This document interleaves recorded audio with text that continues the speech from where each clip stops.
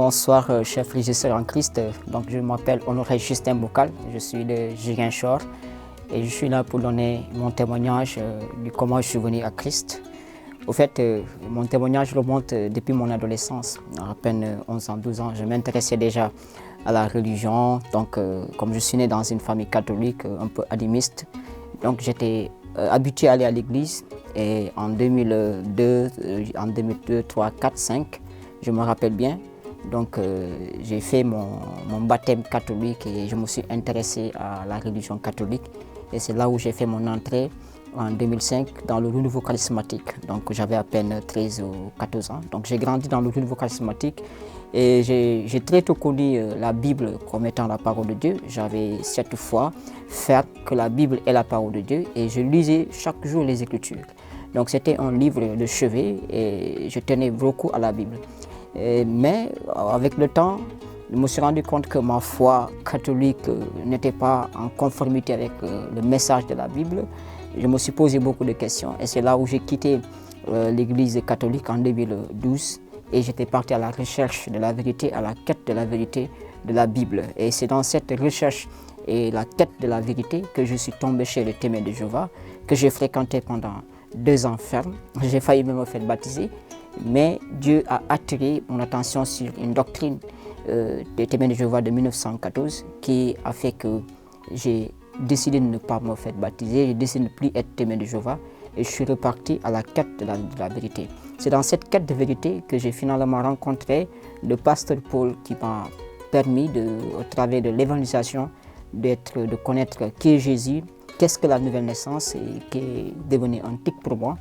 Et j'ai fait des recherches bibliques et je me suis rendu compte que je ne me suis pas né de nouveau. J'ai pris conscience dès lors en 2013 qu'en réalité je ne suis pas né de nouveau, que si je mourais dans cette situation, même si j'avais un comportement moralement clean, j'allais aller en enfer.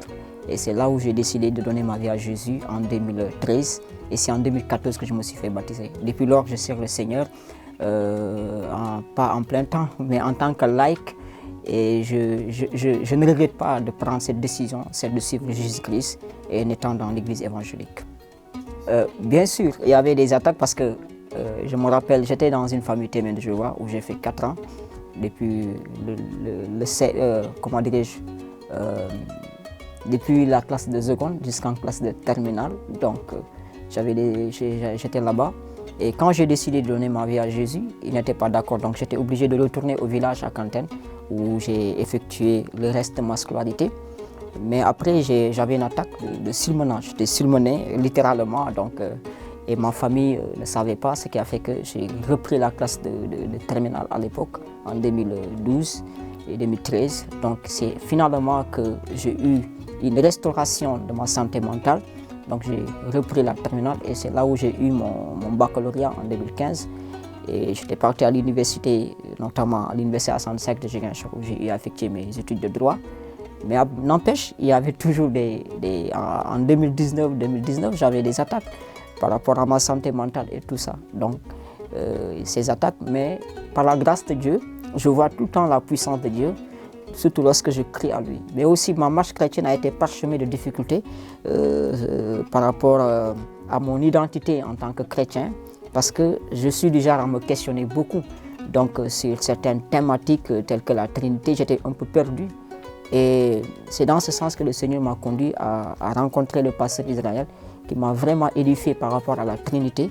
Et ma foi en la Trinité est devenue beaucoup plus solide. Donc, mais aussi, mes amis m'avaient abandonné, ma famille ne voulait pas grand-chose de moi. Donc c'était un peu difficile d'un point de vue de persécution. Mais par la grâce de Dieu, j'ai pu surmonter tout cela. Et le Seigneur, avec une intimité avec sa parole, dans la prière, le Seigneur m'a donné la force de faire face à toute cette adversité et d'être là aujourd'hui et de témoigner de la foi à toute personne qui me connaisse, à ma famille. Voilà. Alors le dernier mot que j'ai à dire à toute personne qui est à la quête de la vérité, de l'évangile de Jésus, c'est que l'évangile est la puissance de Dieu pour sauver une vie.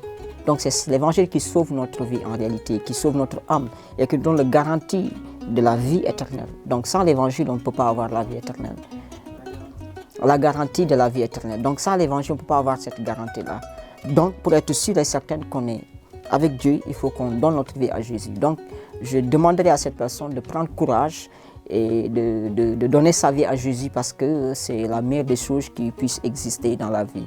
La deuxième des choses que je veux dire, quelles que soient les persécutions, Jésus nous promet qu'il ne va jamais nous abandonner. Donc son esprit sera toujours avec nous et va nous fortifier. C'est ça ce que j'ai à dire.